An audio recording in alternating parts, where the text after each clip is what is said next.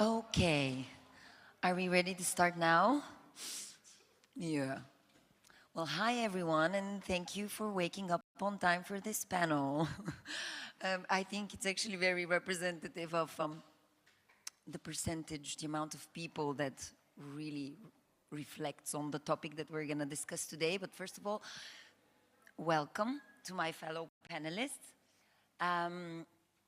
So today we are going to discuss a topic that I find pretty important, and I hope all of you do. We often talk about festivals as purely entertainment, but what they really also are cultural platforms that shape people's views, behavior, identity, and community. So before we dive into the topic, I would ask everybody to just briefly introduce themselves. We're missing two people, but I think we have a very fine selection. Andy, would you like to be the first one? In alphabetical order, I think. Yes. Well. Hi everyone, my name's Andy. Been working in this industry for roughly 20 years now. I'm here recently. I've had the honor to be part of the first international festival happening in Albania, which was Scala Festival, which was back in 2018. And yeah, the planning process started 2 years before that, back in 2016. It was myself and Rob Surley, part of our huge audience in front of us. And when we went on site visit, and afterwards we had between 2018 and 19 3 festivals, 2 in 2019 back to back, and then pandemic, which were not great years for the industry. And afterwards, as of 2022 till now, and also this upcoming year, we are prepared to keep on doing what we've been doing so far, and hopefully with decent improvements. Thank you. Hi everyone, my name is Agi, and I'm co-founder of Hardfest. It's a celebration of winers season and wine festival and cultural heritage. So currently I'm serving there like board and creative director. Hardfest started in 2015. This year is over 12 years, and Ravets also, maybe geographically it's a small city, but with big dreams and a big history of winers culture. So our duty from 2015 to now is to expand this festival from a local audience to today that we have an international great audience. For more, I guess we can speak more. Hi, my name is Matthew. I'm born and raised Slovenian. I'm a founder and CEO of a growth consultancy company called Interstellar Plus. And in my previous lives, I've done a couple of things.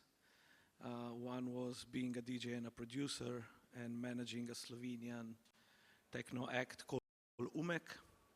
That was the first part of the journey.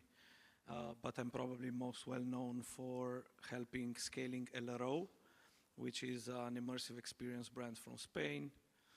And then in 2024, decided to open my own boutique firm that help basically scale different sorts of entities in music, entertainment, and technology across the world. So from India to Egypt, Italy, Belgium, Russia, and so on. And yeah, happy to be here. Hello, thank you for having me. I am Carol, and I am a booker, and I run a music festival called Caprices Festival across Morocco, Switzerland, and Zanzibar. I'm originally from Estonia, and I've been working in music professionally for over 12 years, and been in music in general for way longer than that. And yeah, that's what I do. Works. Hello, I'm Marco. I come from Bologna in Italy. I organize this festival called Robot Festival since 2007. This year we will do the 17th edition. It's a festival that started was really huge in the beginning, around 30,000 people in October. And the model in the beginning was like big festival like Sonar in Europe. In the second part of our history, we did a change, and now we follow to be more in cultural waves, and we do spread festival in different venues in the city of Bologna. That is a city for university and student people, so it's not so huge. It's like 300,000 people, and I'm the curator, I'm the artistic director, but I do also another festival called Gemini too in the city of Bologna. And also I'm curator of a place of regeneration in Bologna that is called Dumbo. So, many stuff. I was DJ for 30 years old in many clubs. So only two ex-DJs on the panel, quite impressive. Usually, it's like football player after became trainer, no? All right, well, to kick it off, I would really like for us to jump into the deep waters. It's an open question to everyone, so letting you choose who would be the first one to answer. Do you think most festivals nowadays are cultural or act as cultural institutions and are some sort of cultural movements, or are they really entertainment products? Do they really design their experience for depth or dopamine? Yeah, Marco? Okay, I start because I'm older, no? So for me, there is really two kind of festival. There are two different kind of a festival. One festival goes in direction of culture, and one festival go in the direction of about business or about entertainment. It depends. In my case, the Robot Festival is totally in the direction of culture. Our mission is to do culture. Our mission is to do research, to put in the audience music that is not common to follow, also to discover new artists, also to mix headliner with young artists and research artists, and also to share to our community values. And this is the aim that we try to do. It's totally different from the other festival.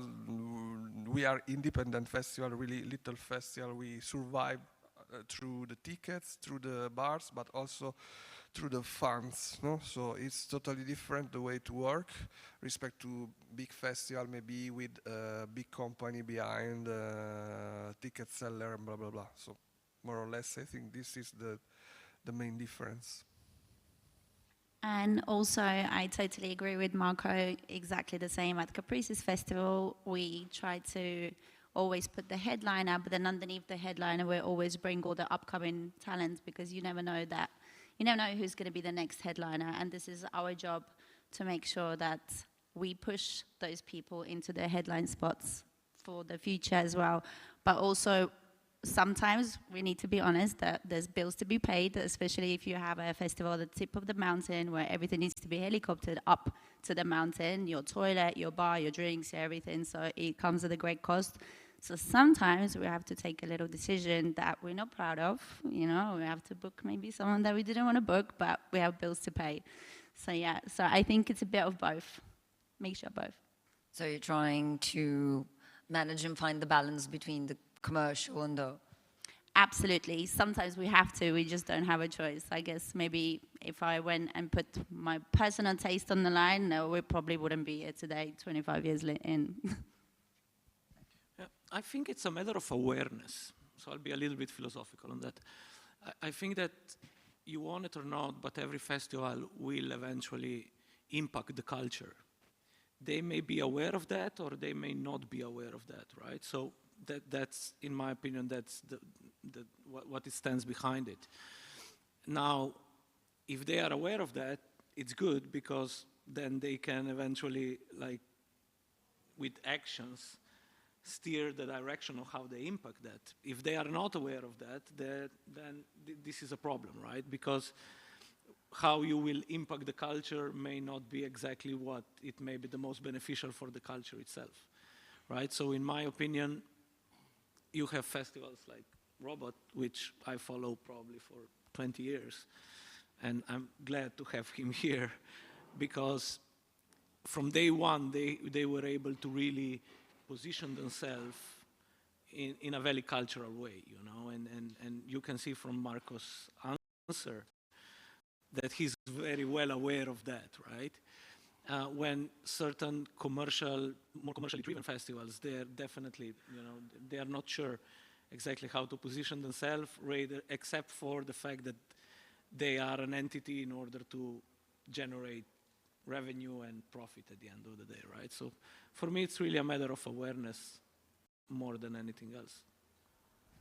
All right, Agi, Andy, what about Hard and Kala? So, for me, to be honest, both of them. But if we start from the Hardfest, of course, we started from the cultural. May I? If we start from the Hardfest, of course, it's cultural because during the days, tourists from every place they come in Rahovets. And they can taste, for example, wine. They can make a tour with Hard Tour. So we have some sub-brands of Hardfest that are activities during the day, that it's everything about culture. But we need to accept to be sincere. So in the end, every festival lives with something, and everything that you offer to the public, immediately it's commercial. So I think that commercial helps maybe you to be recognized outside of the country, but you need to save your authentic roots. That's what we do in Hardfest. Okay, I think it's quite a gray area because just because we are part of the industry and we operate in the industry, maybe we've been attending this category of events for almost all our lifetime, but in the recent years, this thing has grown quite a lot, meaning as a lot of companies, a lot more festivals, and you can't say whether it's culture or it's revenue, because at the end of the day, it's a business, it's an industry, and it has to be profitable, or at least you have to break even if you are so very focused in the culture side of it. And on the other hand, as the colleagues before said, it's a matter of the side activities you introduce beside the music, which will help you create an image of, because otherwise most of them will be just a party, a music party.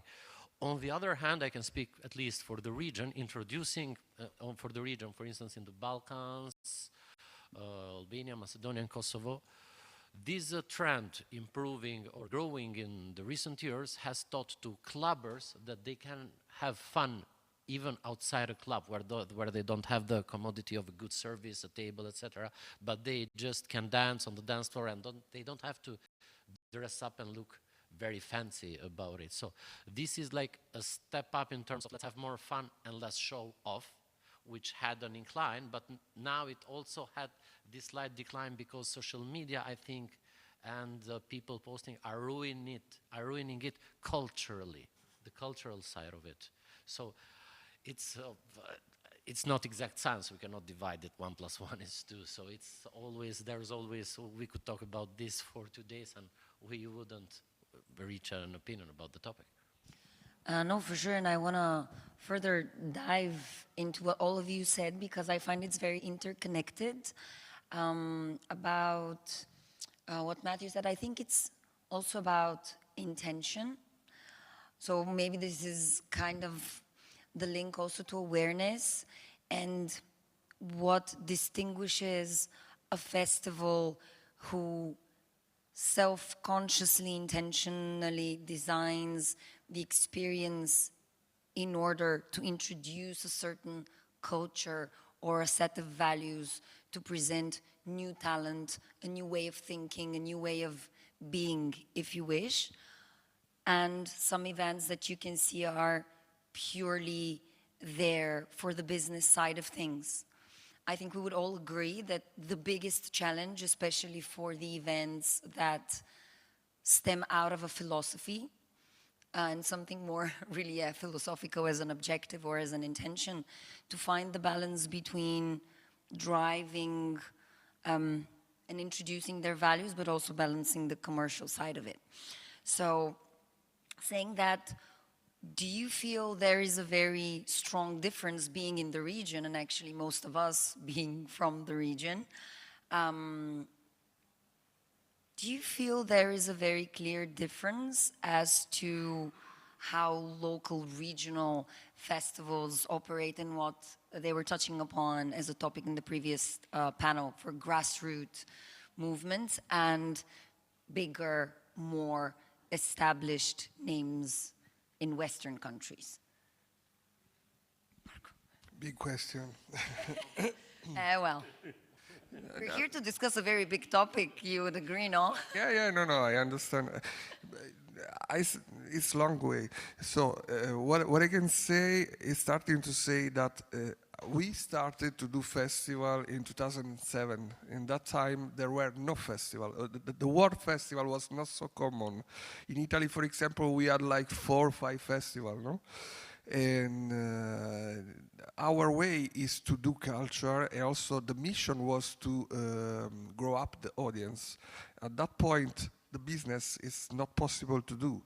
The only things that you want to do is to, I was DJing that time, so was to have more audience possible that can share the same passion about the music, the digital arts, and our mission was also to do this in unconventional venues. This is it's one of our aim, our goal, to arrive in old church or auditorium or theater that usually are used for classical music, and to do this with electronic music for us was like a new wave, no? Something like this. And so now the festival world is really common, so it's normal that many player enters to do business or to do other kind of things. And for example, if in one festival there is a team, not a team, but a tema, Yeah. theme, Topic. okay, topic, yeah. This is one point, not that start to change the difference. No, we usually each year point out a topic that we must speak about. No, for example, last year was Dream On. It was really strange in a year of war. No, 2 years ago was we danced together and we became others. And in each festival we try to point out discussion and workshop and talk about this theme, this topic.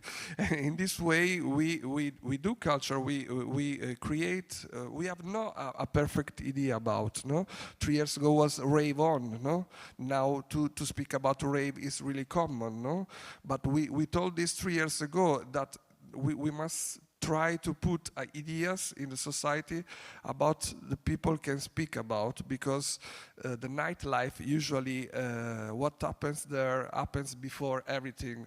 It's a way to build it up a new society where everything is possible, where there is gender balance, where there is all the people can stay in the same room in the same way and be like one. No, this is like utopic things, but it's what we try to do. So this is the difference that I can say. And about the second part that you say, for festival like us, it's really hard to do money. It's really passionate way. It's like a mirror, the festival, to do other things. I do a lot of things during the year, so I can work a lot through the festival, but it's not the festival the way to do money for me, okay? There are festivals that are totally in the way of business, like it's normal to do, like work. So In the second part of your question was about the region, no? If things happens in different region, also the way they do, if change, no, in the difference. I can say not. I say that for me, there are places, for example, in Europe, where they have already the beautiful venues, beautiful productions, so they are really ready to do festival. For example, Holland or Belgium or Germany, you know, are lands where you have this culture there, so you can do what you want. In South Europe, like Italy, or in East Europe, like here, it's different. So I think in Italy, for example, the culture classically it's all about the historical venues. But these venues are not done for music, so it's really difficult to work there. And the way they organize the festival more in business-oriented way, you can see clearly because they use a way to take care of the people totally different. This is also a way that changed a lot. Festival like us, we try to put the chair there and bring the audience to the chair. In that kind of festival, you stay in the big queue. You have like this and pay to the cashless, and you have no direct contact with no one. It's like big concert, no? It's something like this. So I think. I don't know if I have answered to the question, but there are so many differences. Okay. It's an organic reflection we are having and actually going into the more philosophical topics. I was DJ, so I mix a lot of things at the end. Oh, perfect, perfect. Anybody want to share their opinion on? Yeah, you know what? I think you asked for the region, right? Yeah, and just also thinking for myself the difference between this region and Western markets. And I'm very passionate about this topic because obviously I'm born and raised Slovenian, right? And I've been born Yugoslavian, right? And then the war came. And you know we were all brothers and sisters, and we were all united. And then suddenly we were not united anymore, right? And what happened there? It's a very interesting phenomenon, in my opinion, that we were always looking for outside our own territory, and everything that was happening in the West, everything that was happening in Italy, in the States, in England, has always been better, right? Even in festivals formats, right?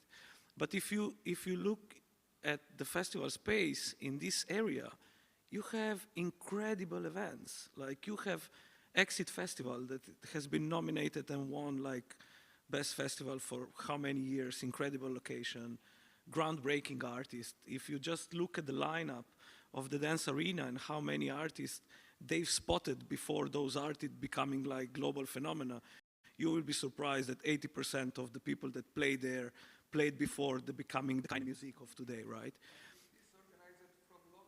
It's a Serbian organization. Exit, yeah. You have a very small festival in Slovenia. It's called Boutique. I didn't know about it. I was like, the quality is insane, you know, insane. You can find this in England and easily, you know, and I'm Slovenian and I didn't know about it. Imagine that, you know, like Croatia, like Albania. I know the dad of Dua Lipa is very much involved, or Unum, another, my friend's Musa's festival. And so, you know, so we have so many great things, so many good events, so many great artists coming out from here, and we still believe that the one from London it's better, or you know, deserve more, or whatever, without nothing to take away from the one in London. You know, it's not a problem of people in London. It's the problem of us from this region always thinking that the grass is greener on the other side, or somebody else does stuff better than we, which it's not true at all. Whereas the grass is greener where you water it, you know? Exactly, you know, and we have been able to develop an incredible industry, you know. We have great artists coming out from here. We have great culture, you know, not only in the way of music that we talk, but also like in national music or ethno music and so on. We are so good in what we do. We just have to start to respect ourselves a little bit more. I absolutely agree, and to further build on that, because yes, indeed, we all compare ourselves in this way to more developed markets and products and concepts. But I'm gonna try to bridge what Marco said about the word festivals and the topics, and what you said about this comparison. I'm not sure about the depth and detail that people go into while doing this comparison, because it's both true and not true, depends what we're talking about. Yes, in terms of probably operations, experience, teams, just sophistication and maturity of the industry, of course, the Western markets are better, they've had it for a longer time. However, it's a subjective opinion of mine, yeah, but they tend to incline more on the commercial side of things. Whereas here, we are still kind of having this uphill battle, trying to figure things out, stabilize the industry. We've been discussing this with my team, that actually we have a lot of smaller events. However, the intention tends to be a bit more on the philosophical side, right? So I don't know if you would agree with me on this topic. So yeah, again, doing the comparison, it's not about which one is better, I don't know, like if or. It's rather like, how do we combine these things in order to have a really, something more meaningful, and have a festival as an actual cultural institution and really shaping the audience and the community's behaviors intentionally. Agi, you have something? Depends from the politic that you have. Eh? No, just very, very short. I think what we have learned from the Hardfest, it's for us, maybe it's more important to be authentic. Not which one of us is best or not. But if you are authentic, there is the main reason why tourists should come to you. Because our main target is to bring so many tourists in our city. And we should give them the reason why you should come to the Hardfest, because it's authentic. It's Wine Growers Festival. You can experience our culture. You can stump up the grape like in traditional time, etc., etc. So, for my opinion, it's more important always to be authentic. I have something to add as well. I lived in Bucharest for a year. I moved there because of music. I went on a mission. I was like, I need to get in there and crack the Romanian dance music code. That's it. Packed my bag, went alone. And something I realized there is that there would be two simultaneous festivals happening. Sunwaves, and then next door there would be Svenvav, Geigerber, all the headliners in the world. 10 people there at the Geigerber, Svenvav, Sunwaves full with the Romanian guys. These guys that get paid 50, 500 euro, playing their Romanian music, full house, and I'm like, wow, what a movement you've got here. And you go to all the events, they have events Monday to Monday, under the bridge, on the bridge, in the church, left, right, and center, and people travel there like myself, like, what am I doing here? But I went there because I wanted to discover what are they doing differently in their culture, how come it's so big? And then that kind of spilled into Europe. The next thing you blink, you go to London, you look at a resident advisor, just Romanian 24/7 in each of the clubs, your fabric, your fold, everywhere. And I was like, that's pretty impressive. So I'm sure it's doable. Also here, it's doable in every country. I think also, if you think about Ukraine, Kiev, right, what they built, like Ukrainian artists are everywhere, amazing artists that came from, what's the Ukrainian club called in Kiev? Closer, yeah, exactly. So many artists have come out there, and I see them everywhere, and it's pretty cool. So I think it's doable in your country. It is, and thank you also, like, touching upon the topic of Closer, because I think this in modern times, or like in the recent years, yeah, it sounded like a dinosaur there, sorry. But yeah, actually Closer, and we were speaking about Bassiani. last night. These are really true examples of how a club or a festival or like just a venue can become counterculture or like a representation of movement of liberation. And with the global context of warmongering nowadays, I think art, music, historically, of course, electronic music and rave, that's what I grew up with, so it's like the dearest to my heart. I think at its core, it kind of has this statement that we shall not collapse psychologically with the system. And I think that's very powerful. So do you think this has kind of been lost in other markets, but we still have the chance to do it here? Like really proper counterculture. Look, I think that techno's been born out of a moment of despair, right? Or not despair, but like a hardship moment, right? Detroit. Yeah. Look, again, I go back, and I hope you don't mind, but I go back to Yugoslavia, right? And that moment, you know, in Belgrade, Marko Nastic, Dejan Milišević, and Marko Milošaljević were playing techno under bombs. 90 days of rave in a club for the Belgradian people, and techno music coming out from the Balkans had a huge influence before this incredible movement that you were mentioning from the Romanians came out, you know. So what have done Sam Abduladi in Palestine, for example? Exactly. So techno music, it's related to situation of hardship, right? When you want to be heard, and maybe your language doesn't travel enough, but your sound eventually can, right? So we definitely have a chance, but we are not in that position anymore, you know. This region is not in the position anymore. So I don't think that we need to look for these sorts of escape as we had to at that time, you know, because we have grown up out of that, and we are now an equal contributor to the global music scene as everybody else. We just have to realize that we are.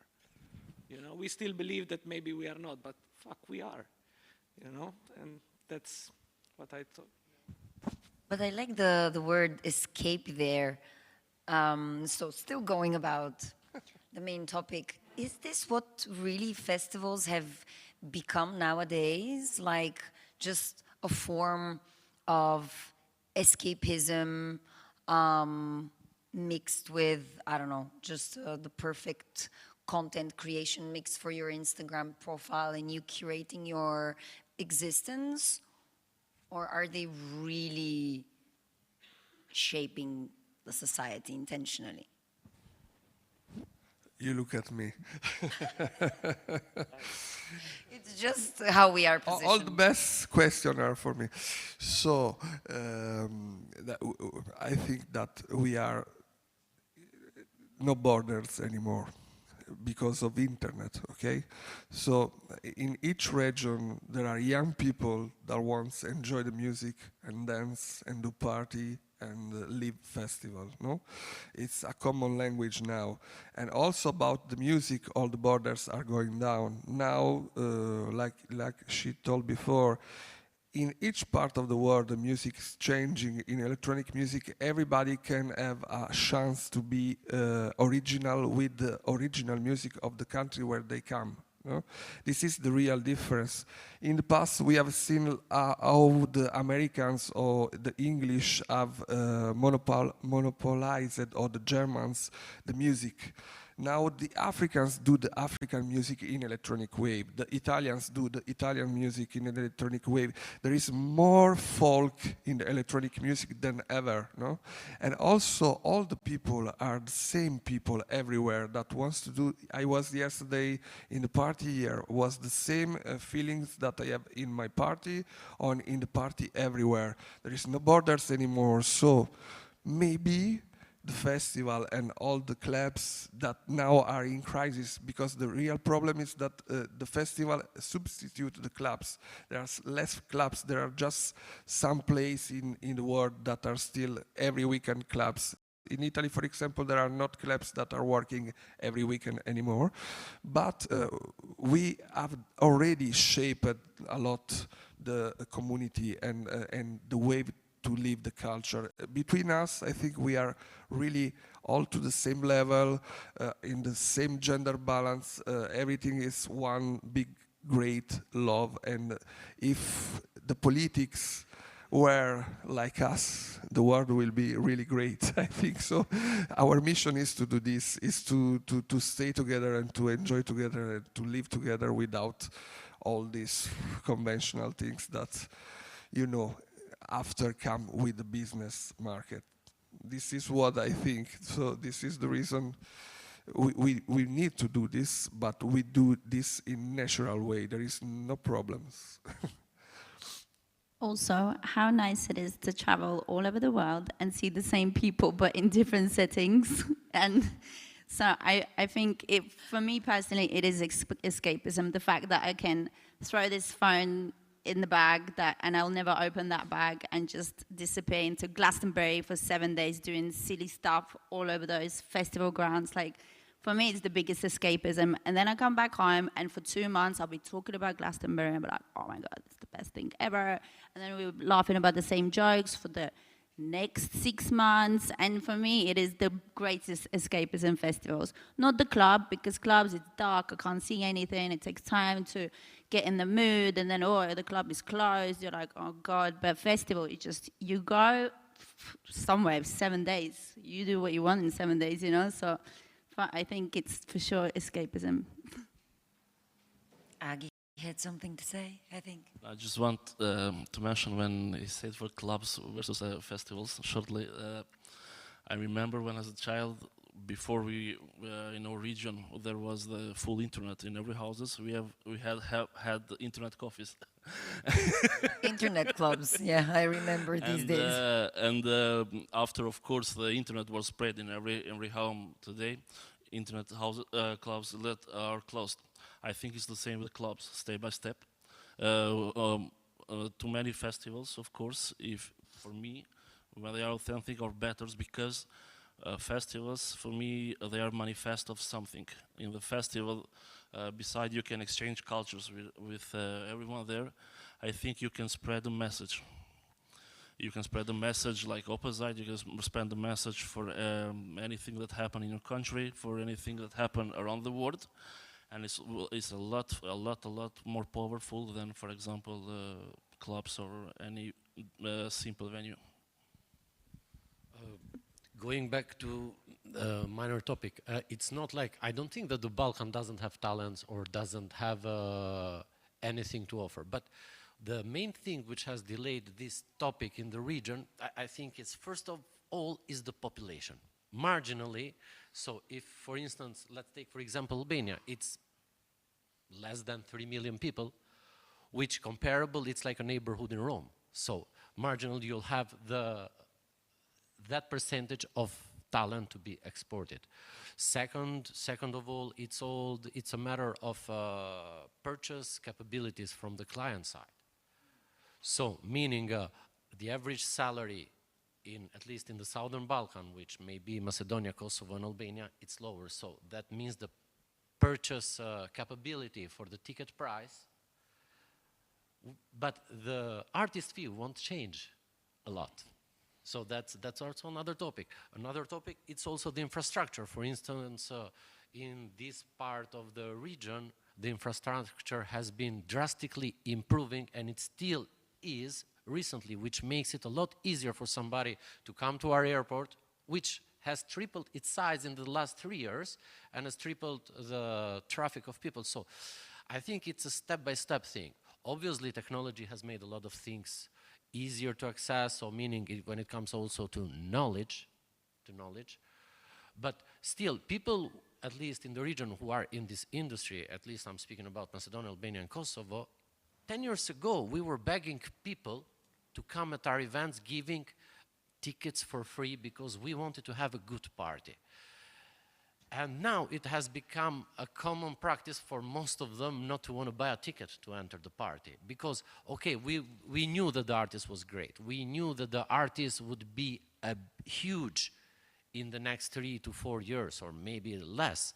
And we had the luxury to book him for an affordable amount of money, and how to push him, how to promote him, is like giving almost 30% of the tickets were being given for free, and luckily we had sponsors to support our events. So, and this is a process, it's a contribute, going back to the cultural part of it, like, I mean, we have pushed our vision into the people's mindset. So actually you have people which you might have seen a couple of years ago on the VIP in a club listening to mainstream music, and now you see them on the beach, on the sands with the sandals, and yeah, this is amazing. I say, come on, I know where you're coming from. So it's a very, it's how you see on a yearly basis, even culturally, it changes very fast now. It changes very fast. All right, because we have 5 last minutes, and I've prepared all these questions, but I have like another 100 that popped up in my mind. I'm now in debate whether we should like go into the economic influence of festivals or like into the more cultural. But okay, one last big questions for everyone. What do you think festivals should do more and should do less in the next years to come? From the perspective, yes, sorry, I just doing like this. Very structured. They must panel. do less, for sure, less impact to the ambience, more sustainability. They must be more sustainable, okay? Will be really important. More take care about gender balance. It's really important, and there are a lot of beautiful artists everywhere, so try to be open-minded much more. And less also impact to the city with there are festivals that, for example, to let live experience happens in the nature or in the seaside, but without respect for this place. So this is not good. And there are many, but there are other people that can add. I totally agree. I think also we definitely need to support a little bit more upcoming artists and young talent, because the headliners are headliners. They're always going to be headliners, but there's another generation that we need to push through. And sadly, I see many, many festivals that are not doing that, and also women as well. I'm quite strong for that, on that point as well. So yeah, and I think maybe what we shouldn't do is, I don't know. I think that what it should not do, just to try to save you, should not do, should like compete with others, because the cake it's big enough. This is not possible. But you know, it's like to say to football team, you mustn't compete with the others. I mean, in a market, like in a regional market, I think that if you talk with each other, I think if festivals talk with each other and brands talk with each other. Yeah, but you can imagine how many players are in a little city who decide who is the player. This is the problem. I've seen markets with clients and partners that I work where they apply this, and it's a pretty vibrant market with a lot of events, and it's working extremely well for all of them. They don't kill each other. They know, okay, that's your genre, and they work. We worked. Just a little story. We did try to work with, because Switzerland is so small, but then everyone has a mountain festival. Everyone does a mountain festival now, and we thought, oh, let's all be friends, best friends, let's talk it out. So we played the game, and they didn't. So now we go back to square zero. So now we're not going to play the game, and we're going to block all the artists from them as well. Right. What it should do, I think it should focus more on the experience and try to reach a level of excellence in the experience that it's offered to the people, because at the end of the day, the people are the one that are saving money and coming to your event and spending it, and you know, and not only money, but also time and energy and all of that, you know. This is an investment, so festival organizers should try to give back the best. Take more attention to the people. This is really important. Give back to the people. You Water know? for free if it's possible. We do it. So that's my take. What should we do more? I think, for example, at Hardfest, we not only invite people in Hardfest, but we are working on every year to bring it up, especially people of Rovets, to be part of the festival. For example, in our city, it's very important that local community be part of the festival. And by being part of the festival, you can share more experience to the tourists that are coming up. And what it should do less festivals, I think, or what I don't like is that during the years, festivals are looking the same, look similar with each other. They focus just on lineup, and nothing else. For me, I don't know, because I said before, I like something authentic in every festival. I need the reason. If one DJ performs last week in the festival of Macedonia, why I should go to the same DJ, for example, in Albania and Kosovo? So festivals should offer more than lineup, should offer something authentic experience, and what I can learn from that locality or from that country that I should go. That's all. Okay, I believe that okay, the environment-wise and protecting the environment, being friendly to the environment, is something that nowadays we can't get away with. Meaning we have to do it because even if it's not in the organizer's intentions, the attendees will shun you on the topic. So that's something, and I'm happy to see that it's improving quite a lot in the recent years.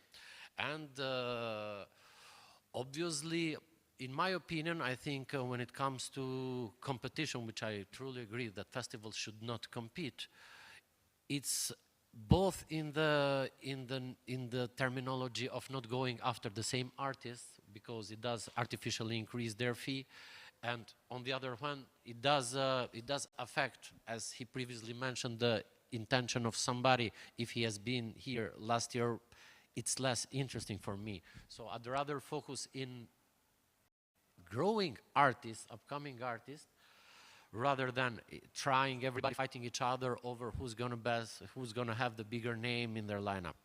And one thing I think that festivals should stop doing, it's okay, I don't know how to say this in order to be politically correct. Limit backstage access to staff only, because it has become a nightmare. So you have more people in the backstage than there's on the dance floor, apparently. This is cultural, not everywhere. Finally, not everywhere. For example, if you go to Bergen, is it not possible? It's horrible. I think it's horrible. I think it's horrible. It's now, because unless you are on the backstage, then you are not worth of attending, and there's more people behind the DJ than in front of the DJ. I think it's a shame.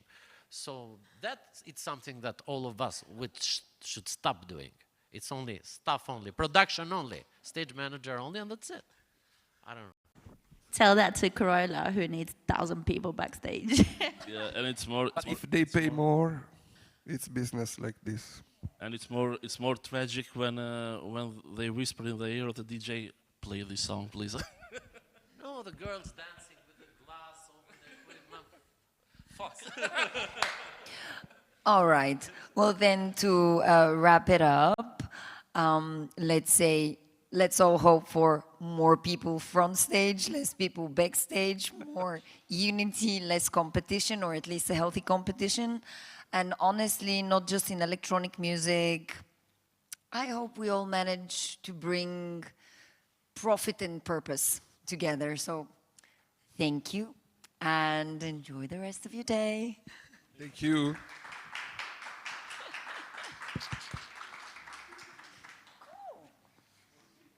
Whoops.